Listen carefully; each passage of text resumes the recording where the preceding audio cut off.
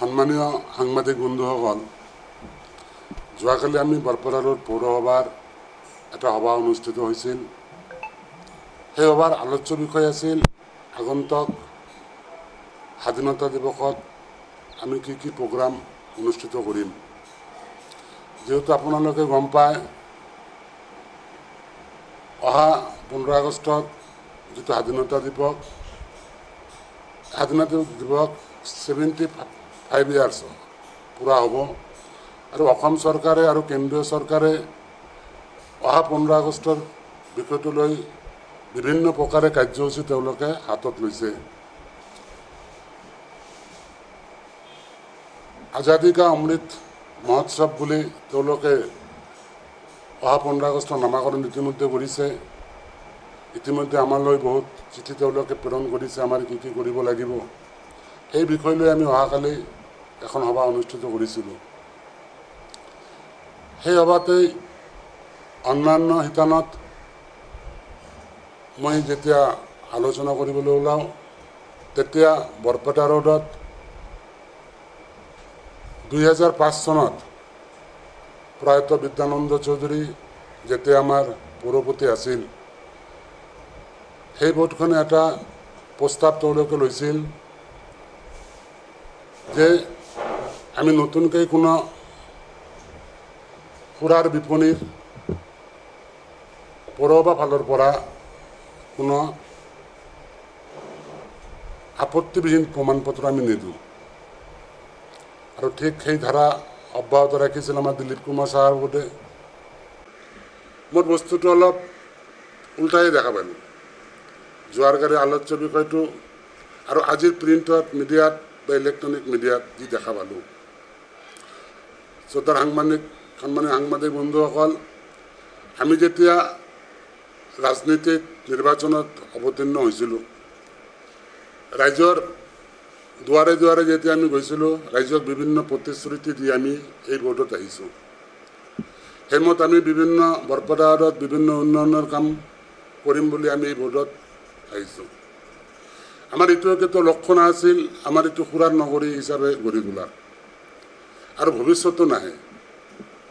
এতিয়া কথা হ'ল, মই যেতিয়া শপত গ্ৰহণ কৰা দায়িত্ব লোৱাৰ পিছত যেতিয়া চালোঁ 7-8টা দোকানী অলৰেডি আপত্তিবিহীন হৈছে, সেই ক্ষেত্ৰত মই জনামতে যেহেতু কাৰ্যবাহী বিষয়াই দিছে,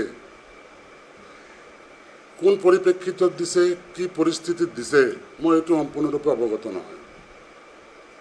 এইখিনি অৱগত যদি আপোনালোকৰ লাগে, আপুনি কাৰ্যবাহী বিষয়ত থাকে, আপোনালোকে গ'লে তো সেইখিনি বিতংভাৱে ক'ব পাৰিব। এই বিষয়ত মই নাযাওঁ। মই ক'ব খোজোঁ যে আমাৰ যি 6জন ৱাৰ্ড কমিশ্যনাৰ আছে, মই নিজে, আমাৰ 3 নং ৱাৰ্ড কমিশ্যনাৰ, 10 নং ৱাৰ্ড কমিশ্যনাৰ, 5 নং ৱাৰ্ড কমিশ্যনাৰ, 6 নং ৱাৰ্ড কমিশ্যনাৰ আৰু 8 নং ৱাৰ্ড কমিশ্যনাৰ চবে আমি নতুনকৈ নিদিওঁ, তাৰ প্ৰস্তাৱ যোৱাকালি আমি লৈছোঁ। যিটো আমি গোপনীয়তা পাঠ কৰি আমি শপত লৈছিলোঁ, যোৱাকালি বোৰ্ডৰ যি আলোচনা, এইটো গোপনে থাকিব লাগে। কিন্তু আমাৰ কিছুমান কমিশ্যনাৰে আৰু আমাৰ বিধায়কৰ যিজন নমিনী, কালি মিটিং শেষ হোৱাৰ পিছত সেই গোপনীয়তাখিনি বজাই নাৰাখলাক। আজি ৰেজুলেশ্যন ওলোৱা নাই, ৰেজুলেশ্যন 3-4 দিন 7 দিন পিছত ওলাব। কিন্তু যিখিনি বজাই নাৰাখি তেওঁলোকে বাহিৰত প্ৰেছ মিটৰ ব্যৱস্থা কৰলাক, কৰি এই গোপনীয়তাখিনি তেওঁলোকে যোৱা 5/4/2022 ইংৰাজী তাৰিখে মই এইটো বোৰ্ডৰ শপত গ্ৰহণ বাক্য পাঠ কৰোঁ আৰু সভাপতিৰ দায়িত্ব হিচাপে গ্ৰহণ কৰোঁ। তাৰে পিছৰ পৰা মই আমাৰ আগৰ বোৰ্ডে কৰি যোৱা কামখিনি মই অনুসৰণ কৰি অহা দিনত আমিও নতুনকৈ কোনো আপত্তিবিহীন প্ৰমাণপত্ৰ আমি নিদিওঁ। কিন্তু যেতিয়া বহাৰ কিছুদিনৰ পিছত আমি গম পালোঁ, এটা RTI পৰিছিল, RTIৰ মাধ্যমে আমি গম পাইছোঁ, RTIতে এনেকৈ হৈছিল নতুনকৈ কোনো সুৰাৰ বিপণীৰ পাৰ্মিশ্যন দিয়া হৈছে নেকি, আপত্তিবিহীন প্ৰমাণপত্ৰ। সেইখিনি চাওঁতে মই গম পালোঁ নতুনকৈ 7-8টা দিয়া হৈছে। এতিয়া কথা হ'ল মই এইখিনি যেতিয়া দিয়া হৈছে অহা দিনত আৰু যেন দিয়া নহয় তাৰ কাৰণে মই অন্যান্য স্থানত যোৱাকালি বোৰ্ডত এটা প্ৰস্তাৱ লৈছিলোঁ। প্ৰস্তাৱটো এইটো আছিল যে অহা দিনত মই যেতিয়ালৈকে এই সভাপতিৰ দায়িত্বত আছোঁ নতুনকৈ কোনো আমি সুৰাৰ বিপণীৰ আপত্তিবিহীন প্ৰমাণপত্ৰ আমি পঢ়ুৱাবই নিদিওঁ। এই কথাখিনি আছিল যোৱাকালিৰ বিষয়।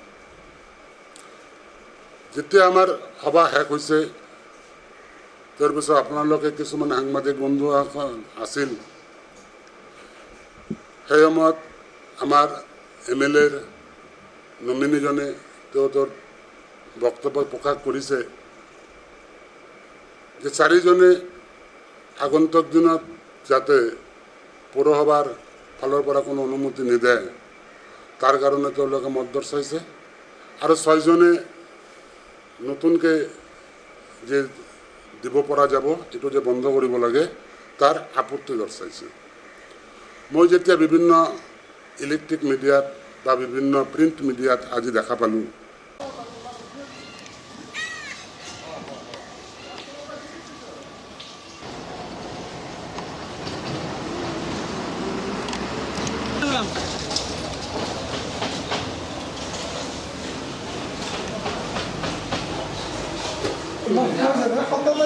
আচলতে কি দিছিল যে কত দায়িত্ব আছে